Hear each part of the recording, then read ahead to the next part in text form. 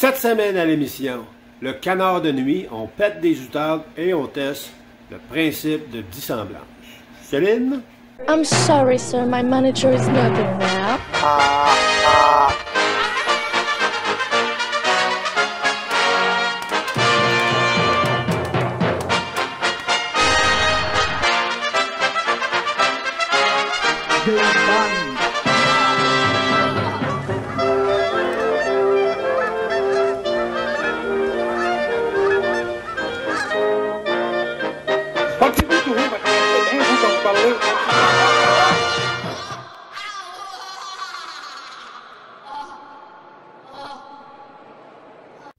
Canard de nuit.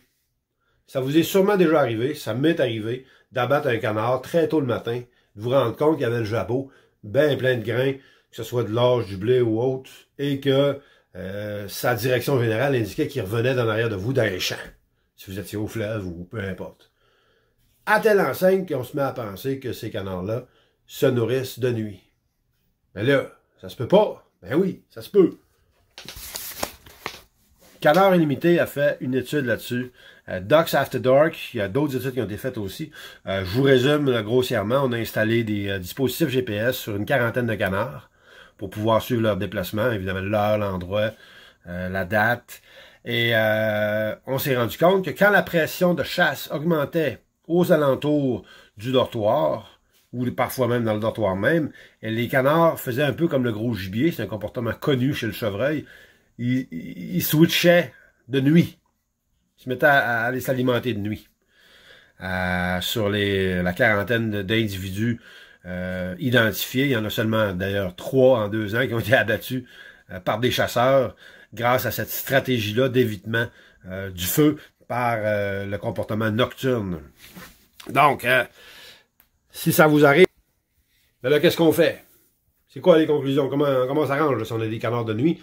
Premièrement, pour le déterminer, vous pouvez aller voir dans les champs s'il y a des fientes de canards, est-ce qu'il y a de la plume, des indices que du maïs ou d'autres grains ont été mangés par les canards, autre que, évidemment, si un épi de maïs, regardez s'il y a des traces de raton laveur, s'il n'y a pas de plume, c'est peut-être pas un canard. Mais bon, le dortoir est plein, ça vole pas, bref. Les pistes de solution, il y en a quelques-unes dans l'étude, notamment à la fin, qui mentionne ce qui suit. La sauvagine, typiquement, est plus active la nuit quand il y a de la température douce. Il va couper son comportement nocturne pendant le gros temps, la severe weather, donc gros vent, grosse pluie.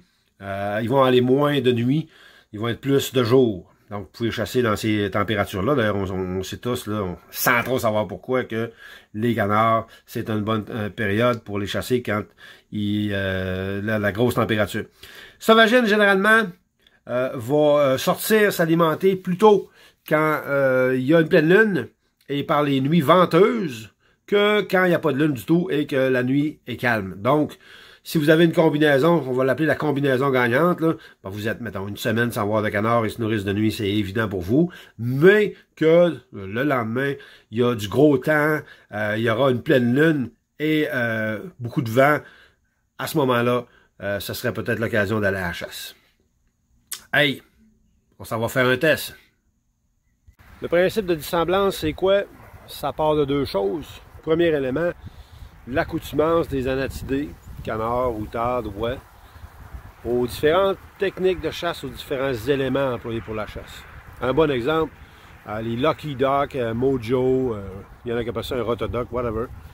On a mis ça à l'ouverture, vous vous en doutez, hein, 5 au bord du fleuve, c'était très efficace. Et plus la saison avance, ben, les canards finissent par associer le mouvement des ailes, non plus avec des congénères, mais avec un bon coup de fusil d'en face.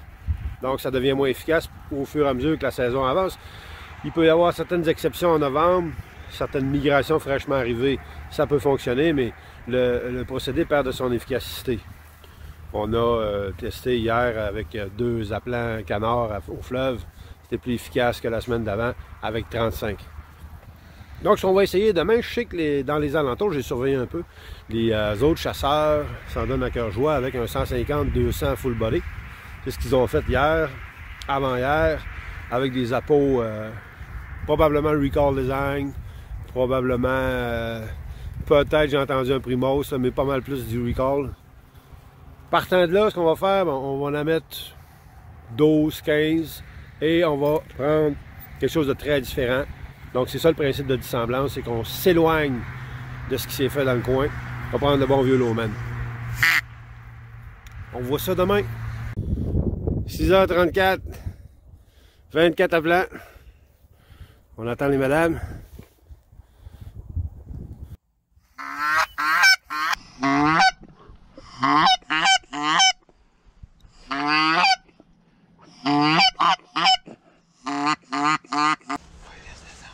Non, go.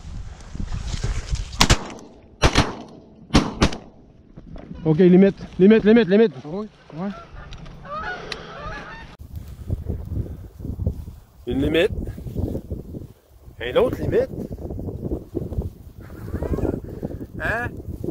Merci au Carl Lowman. Ouais. Merci au pro.